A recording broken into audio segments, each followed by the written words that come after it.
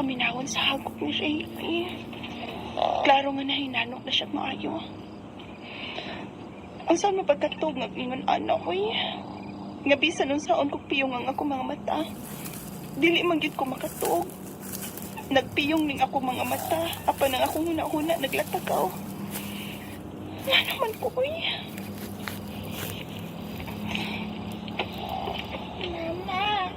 Mama, titi. Kadiyot. Magkutaw ko gatas na ka. Nakoy anak na kong hangtod karon. Mga ipaghapog tutoy og magabi. Magmata-mata gyud ko kung mangayo na siya gatas. Ay, samot jud ko aning dili makatuog hangtod buntag.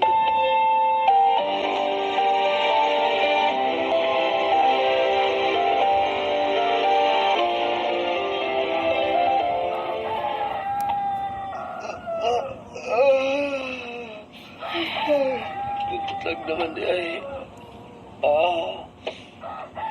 Mata na day ka rin. Oy. Mas naguna ka pa di mata na ko, may. Mata ba oy nga wa pa gani ko makatuog.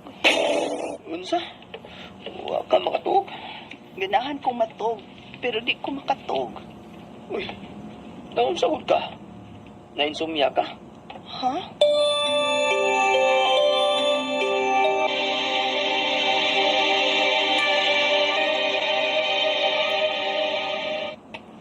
Base no gi-insomnia na tuod ka day me. Kay ingon anak man nang dili makatuog magabi eh. Gi-insomnia. Ay, nabot Sana ni. Ang bisag unsaon ako paningkamot nga makatuog ko. Di mo kit ko makatuog. Insomnia na lagi na. Unya day, unsa may tambalan ni day Jessie? Naginom tingali ka og kape sa dayong tuog no. Ngunong mag-inom kong kape nga padung naman kong matog. Uy, katog, uy. Kinang lawom ng mata ni mo, oh. Klaro kay kang way tuog. Muli na ko day, Kay basin patudog makatog na ko. Kay bugat, nagiging kayong pamati na ko sa kong mata. Sige, lakaw na. Nya katog, ha.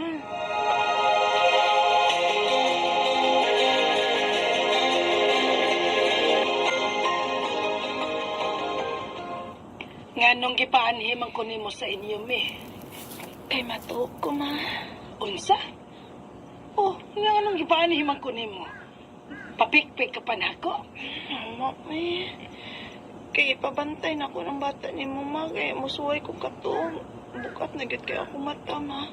Wa pa ko'y katog sugad gabi, Unsa? Nga nugod. But lang. Ingon man tos day Jessie nga basin ko nung insomnia ko. Mo'y gidangat ni mo, me. Ayaw lagi sige giinuman ng kape. Kay maka-insomnia na.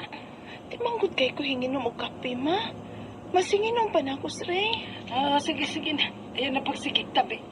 Katog na kay matog ka man ka. Ako na'y bantay sa mga bata. Sige, mama, tuog sa ko. Ops. Oh, nibarag manggod ka. Tapang, ma. Kalipungon ko. Unsa? Kakusog sa kulba sa kundughan, ma. Mirag maglisod kong apa sa kong gininawa. Oy. Sakit akong likod. Abaga og dughan. Bugat ang akong pamati sa kong hawas, ma. Hindi ko na pa nga akong pananaw. Kakuyapon ko, ma. Unsa? Pagtarong diha mi, oy. Bitaw ko na to si Rebe. Kay dadong ka na lang namo sa ospital.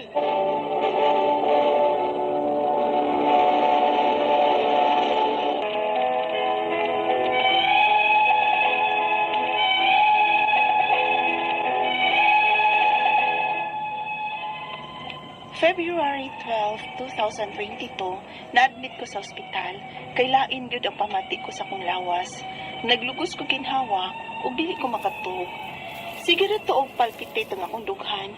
Apan na sorpresa ko sa findings sa doktor. Kayo ti ay raman ko no. Unya, UTI day ka? anya mo tuog ko. Ha? Kuwang ko sa pagtuo sa findings sa doktor. Nag-usik-usik raman tagkwarta tong doktora. Uy, nya sayop man ang findings. Nganong masayop man? Nga doktor man lang sulti, anak. Di lagi ko mutuo. Ako ko'y nagdasa kong lawas, Ray. Naibaw, gid ko kung UTI ba ni o dili. Nya, na UTI yun, nya dili ra makatog. Malipong, nya magpalpitate. Maong dili ni UTI, Ray. Sayop tong doktor. May,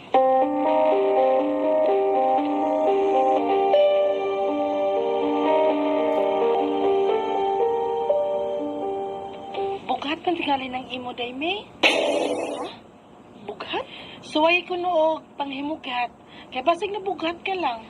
Day, Jessie.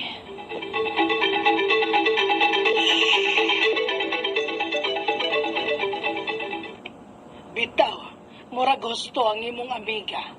Nabughat ka tingali, May. Nanugong mabughat man ko maoyo, magkuy-kuy trabaho din hing bugat din Uy, isbay. dili tanang bughat tungod sa trabahong bugat. May uban nga nabughat tungod lang sa paghuna-huna og problema. Ha? Tambalan ti kag Binisaya. Manghimog hata.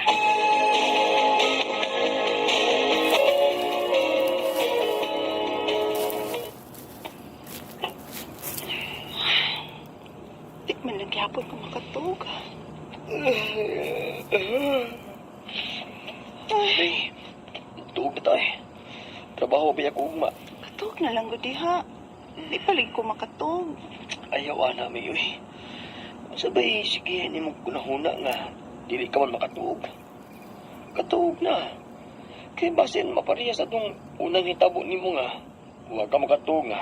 Na-admit yun ka. Ganahan na gid kay ko matug, Ray. Pero di man ko makatug.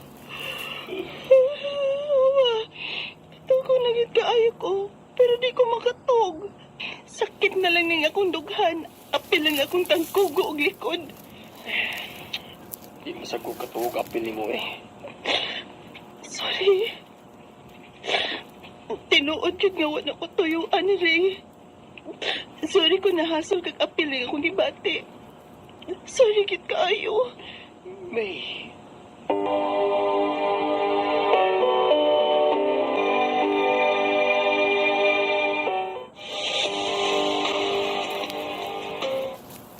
May, may lain kong naibawaan kung unsa nang imong gibati. Ha? Unsa man, Jazz? Gi-research ko na sa internet. Mao ko na nagitawag og anxiety. Ha? Anxiety? Ano man anxiety masab kuno ko?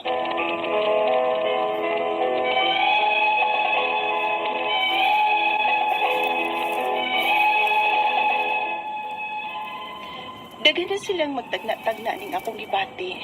Apan ako, nga may nagdasa kong lawas, nahibaw kong may lain yung tawagan yung kong gibati o sakit. Nagtumar na sab ko og vitamins aron unta to makatuog ko. Pero dili gyud epektibo. Sige lang ko panghuyab, apan di gyud ko makatuog. Ang akong mga pangutana mao kining masunod. Unang pangutana, unsa man gyud akong gibati nga dili man ko makatuog? Magsige ko panghuyab, apan di gyud ko makatuog. Nagpiyong ang ako mata pero abre man ang akong huna-huna. Mao ba ni gitawag og insomnia? Ikadawang pangutana, na-admit ko last February 12, 2022, kay lain ko ang pamati ko sa akong lawas. Maglugos ko ginhawa og dili ko makatog. Nagpalpitate ko. Apan ang findings sa doktor, UTI man. Nasayop ba ang doktor? Ikatulong pangutana, sakit ang akong dughan, tangkugo, ug maglain ang akong tiyan. Sakit sabang akong likod. Unsa magid kahati ning akong gibati? Kung tungod ni sa insomnia, unsa may tambal ani? Ikaupat og katapusan. May nag-ingon sab nga anxiety ko nun ni. Unsa man sab ng anxiety, Doc? Nganong naaman ko ana sakita kung mao man gani na. Ug unsa may akong buhaton o tambal ni akong gipamati karon? Palihog, tabangi ug tambagi ko. Kini ang akong suliran, May. Mayong adlaw mga suking tigpaminaw dinhi sa tong programa, kini ang akong suliran. Ani na sab ako si Dr. Rene Obra makiguban kaninyo karong adlaw. Tungod lagi kay usa man ako ka medical doctor, usa ka psychiatrist ug usa ka drug addiction specialist. Ako motambag sa iyong mga problemang punto medical, psychological, emotional, behavioral ug mga drug related nga mga problema. Klase-klaseng pamaagi sa pagpadala sa iyong mga sulat-suliran diri kanamo. Pwede kayo padala sa mong email suliran_612@yahoo.com or sa atong Facebook account kini ang akong suliran official writers page o dire sa mong buhatan sa 3rd floor Jose R. Martinez Building, Osmeña Boulevard ning Dakbayan sa Sugbo. Ang yung mga legal mga problema, of course, na si Atty. Eileen Bathan, andam, ug tagana nga mutambag ni Ana. No? Ayaw lang mo pang lood kung madugay-dugay ang pagtagad na mo sa inyong ipadala sulat-sulat. Kaya daghan, kaya kaming madawat diri sa mong buhatan. Okay, going back to our sender, si May, nga taga Davao del Norte, punto medical, ang problema ni May. Ako laning paningkamutan mi og tubag. Unang pangutana ni May. Unsa man gyud ang akong unsa man gyud nang ning akong gibati nga dili naman ko makatulog. Magsige ko og huyab apan dili gyud makatulog. Nagpiyong ang akong mata pero naguna-una pa ko. Mauban ang gitawag og insomnia. Alright, ang kanang insomnia sa medical term nga di kita makatulog, no? Aghang mga rason, ato mo kuning kinabuhi para normal atong kinabuhi. 8 ka oras sa matulog, 8 ka oras lang mo trabaho. Atong nagtrabaho na, 8 ka oras punta magluling hayaw. Pirmi lang pong natulog, no? So 888 ang atong pagkuan. Unsa may mga hinungdan nga namin mga tao nga di makatulog, mo ni common nga mga complaints ako mga pasyente sa akong clinic. Di makatulog or makatulog niya magmata-mata di nakabalik, no? Makatulog niya mga to sa CR pag human og pangihi di na makabalik kanto magbuntag na. Number 1 gyud ang rason is kung you are under stress. Daw gina ang rason. Under stress kani ang tao di gyud ka katulog. Unya kung irregular ang imong sleep schedule, di bagtukma. So di na po magdumdum ang imong biorhythm. Unya poor ang imong sleeping habit. Mga wala gina dili ba ingog permanente ang imong oras sa pagadto sa imong higdaanan. Unya sa ako mga pasyente, daghang mga psychological, mental health problems, no? Usa ni ani kung depressed ka, kung anxious ka, of course di ka katog. Una kay mga medical or mga neurological nga mga problema. Usa po di ani mga di ta makatog kanang atong environmental reason, no? Kasi og saba kay sa atong doon sa atong katulgan sa pagkatugi mo or basig uncomfortable ka sa imong gigdaan. Barida ng surot niya or bidbag sa pagkatuog mo dagang namaak nimo o nabay ng lamok. Ano mga practical ng mga rason no, hindi banta makatulog. Kanang mo ato taglaing lugar, ma-adjust baya ka. Kanang mo travel og laing lugar gikan sa other side of the globe gani sa Pika side na baya gitawag natong circadian rhythm, no? Mausab kay ang karon kita dinhi adlaw ngadto sa Pika side sa kalibutan gabi. Mo travel ka between sa adlaw ug gabi nga area mausab ang imong inunta kinatulgan. So this is the reason nga nung naamay gitawag natong insomnia, no? O na mga kwan, insomnia ang term niya na, no? Ikaduhang pangutana, na-admit ko last February 12, 2022, kay lain yun ang paminaw sa akong lawas. Lugos na ko ginawa og dili makatulog, nagpalpitate ko. Apan, ang finding sa doktor, UTI man. Nasayop ka ang doktor, pwede sa kanang urinary tract infection, at at the same time, dili na ito ma-roll out nga naa kay cardiac problem or problem sa respiratory tract, no? So, dili na ito ma-roll out na siya nga makita man sa urinalysis kung naa ba kay bacterial infection sa imong urine, ha? Naamra diya, bacterial count sa ay ganin, ay blood, masuta diya sa imong urine. Daghan man dili makay-usara ang ma-diagnose sa doktor every time nga mo adto kag ospital, no? Daghang mga informasyon makuha kung ikaw mo submit sa imong kaugalingon for laboratory workup.